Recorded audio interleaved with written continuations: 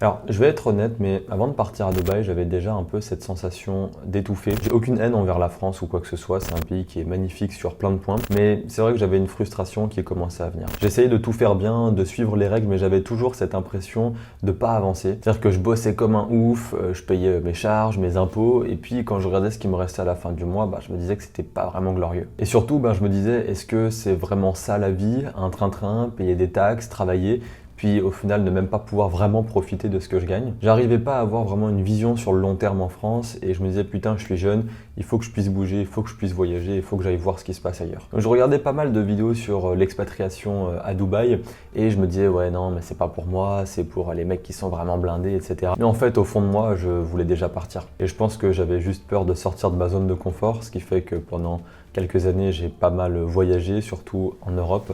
J'ai fait aussi 3 mois à Dubaï avant de m'y installer l'année suivante. Et dans cette vidéo, je vais vous expliquer ce qui m'a freiné et surtout pourquoi est-ce que j'aurais dû partir bien plus tôt.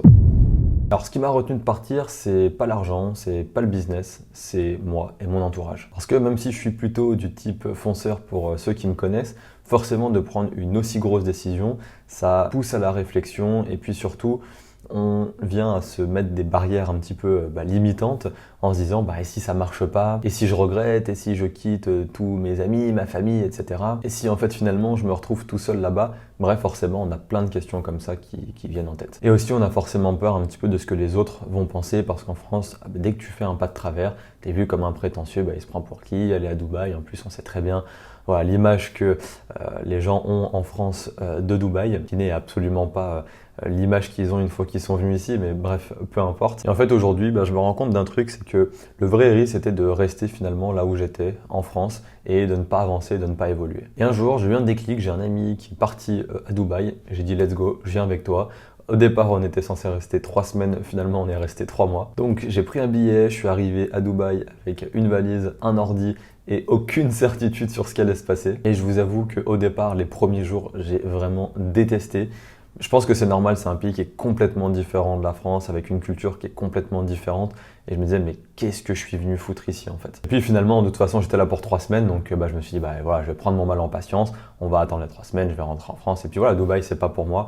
Et puis en fait, les jours passent, et en fait, au bout d'une semaine, je me rends compte que c'est vraiment incroyable. Tu commences à vraiment comprendre, à échanger avec des gens sur place, qui te donnent les bons plans, les bonnes astuces, comment bien vivre ici, etc. Et puis en fait, une fois que tu commences à voir tout ça, c'est là où tu commences à vraiment apprécier.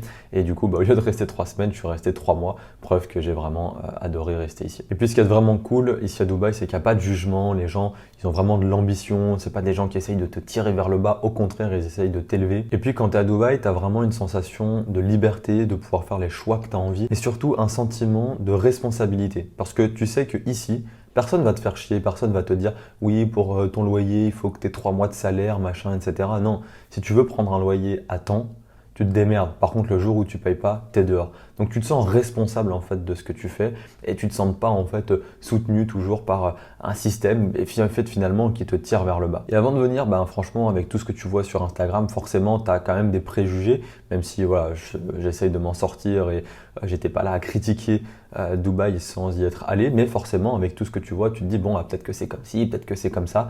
Mais en fait, quand tu arrives ici, tu te rends compte que ça n'a rien à voir avec ce que tu vois sur Instagram. Alors oui, évidemment, il y a beaucoup de voitures de luxe, oui, il y a des grands buildings, oui, c'est très beau, c'est très propre. Et tout ce qu'on voit sur les réseaux sociaux, oui, c'est vrai.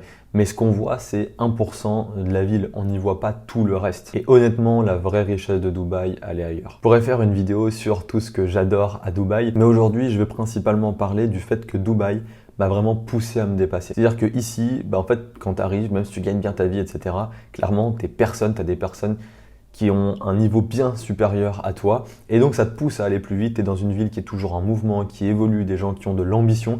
Donc, tu as toujours envie d'aller plus loin. Donc, je me suis mis à mieux bosser, à mieux m'entourer et à mieux penser mon business. Et puis aussi, il y a la fiscalité. Évidemment, on va pas se mentir.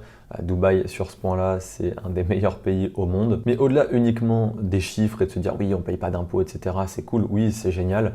Mais au-delà de ça, c'est que tu as l'impression vraiment d'avoir le fruit de tes efforts et pas de te dire en fait je travaille et 50-60% de ce que je gagne, je vais le perdre, je vais devoir le donner à l'État pour des services qui ne sont pas à la hauteur de ce que tu payes. Alors est-ce que tout est parfait ici? Non, évidemment, il y a des points négatifs comme partout. Je pense que Le pays parfait n'existe pas, mais en tout cas aujourd'hui c'est l'endroit où je me sens le mieux parce que le cadre de vie, l'ouverture d'esprit, les gens que tu rencontres, c'est incomparable avec la France. Et en partant, j'ai pas tout gagné, il faut aussi être honnête, forcément tu perds plein de choses quand tu t'expatries, tu perds tes habitudes, tu perds les dimanches en famille, tu perds le soir pouvoir sortir boire un verre avec tes amis, même si tu te refais des groupes d'amis ici, forcément tu perds peut-être tes amis les plus proches que tu connais depuis 10 ans, etc. Donc forcément les amitiés que tu te refais, ça peut pas être les mêmes que celles que tu as quittées. J'ai perdu évidemment le charme qu'on connaît de la France, les grandes forêts, les petits ruisseaux, les parcs, etc. Voilà, forcément qu'il y a des choses que tu ne retrouves pas ici et que tu retrouves évidemment en France. Et parfois, évidemment que ça peut manquer. Mais ce que j'ai gagné en retour, c'est bien plus important que ça. J'ai clairement gagné en liberté, celle de faire mes choix et de construire ma vie comme j'en ai envie. Et j'ai aussi gagné en clarté, même si c'est un peu paradoxal parce que de temps en temps, tu as l'impression d'être un petit peu perdu parce que ça bouge tout le temps, ça évolue tout le temps, donc tu es amené à souvent te remettre en question. Donc c'est paradoxal parce que tu as l'impression d'être souvent perdu, mais en fait, in fine, comme tu te poses toutes ces questions-là, tu trouves bien plus de clarté et de réponses à tes questions. Et puis surtout, honnêtement, j'ai gagné un temps fou. En France, je me rappelle, je passais mon temps à savoir comment est-ce que je peux optimiser ça, comment est-ce que je peux créer une holding pour après créer des SCI, pour avoir un régime mère-fille, faire remonter mes bénéfices, investir avec la SCI dans l'immobilier, etc. Bref, je passais mon temps à envoyer des factures au comptable, au CEO, là. Bref, clairement, c'est un calvaire et tout ce temps-là aujourd'hui, je le passe dans mon business. Je n'ai plus à rien à me concentrer sur ça. Je sais exactement comment fonctionne la fiscalité ici. J'ai des experts comptables qui gèrent tout et j'ai pas besoin d'essayer de passer du temps à optimiser tout ça. Non, parce que déjà, tout est optimisé à la base et donc je peux passer uniquement et 100% de mon temps sur mon business et à développer mes activités. Donc si c'était à refaire, si je pouvais revenir en arrière, je te le dis sans hésiter, mais je serais parti plus tôt. J'aurais pas attendu d'essayer toutes les possibilités fiscales en France, j'aurais pas attendu de me sentir un petit peu au bout du rouleau de cette pression fiscale. Non, clairement, je serais parti bien plus tôt. Parce que c'est ce que je dis à tout le monde, c'est en partant que tu vas avoir les réponses aux questions que tu te poses et pas avant. T'as beau te poser toutes les questions que tu veux, essayer de prévoir, de planifier, etc.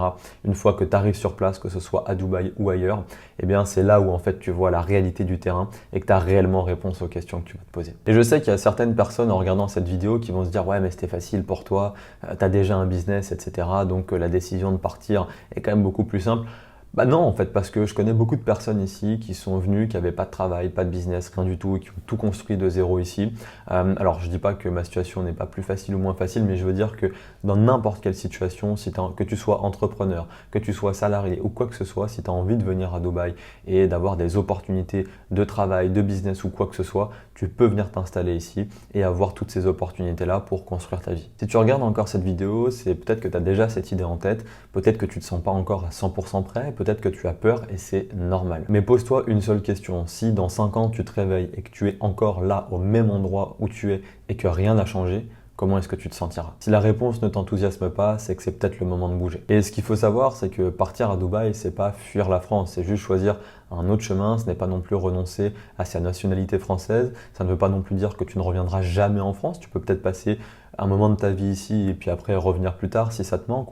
Bref, rien n'est définitif. C'est juste choisir un autre chemin, un chemin qui est moins banalisé et qui peut t'apporter plus d'ouverture. Et si tu as besoin d'aide pour ça, tu n'es pas seul parce que je partage tout ce que je sais sur l'expatriation à Dubaï. Alors si tu as un projet d'expatriation, que tu as des questions, que tu as envie d'être accompagné pour venir t'installer ici, écoute, tu peux m'écrire sur Instagram. Je réponds à tout le monde. Tu trouveras mon Instagram dans la description et je te dis à bientôt dans une prochaine vidéo.